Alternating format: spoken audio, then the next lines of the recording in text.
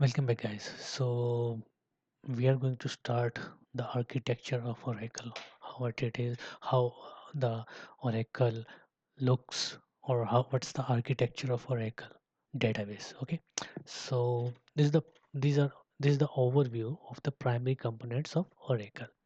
You see, we have two major things here. One is instance, and one is database. Okay, so instance has further divided into many things. Uh,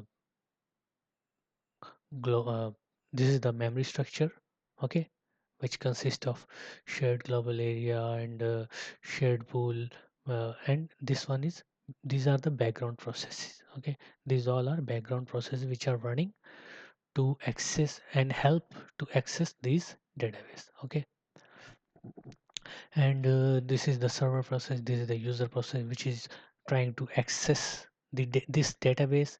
This is the server process which is running accessing program global area, which is this.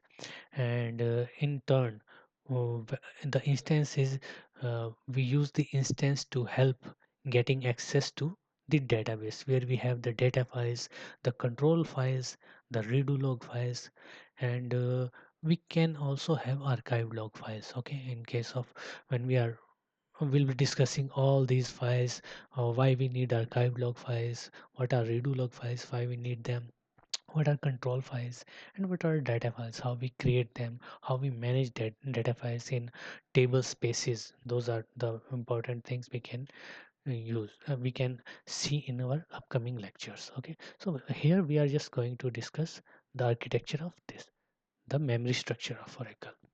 In next videos we will be discussing this. So let's start with memory structure.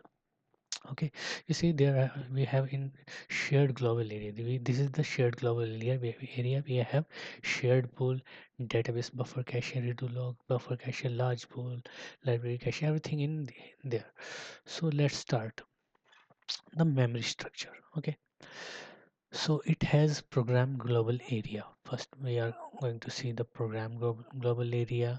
Then we'll be seeing user global area, and then the main thing is shared global area. We'll be discussing this is the major thing, and we'll be discussing it after these small topics. Okay, after this program global area. So first is program global area. So the program global area is a memory area that stores session specific information for a user process. Okay,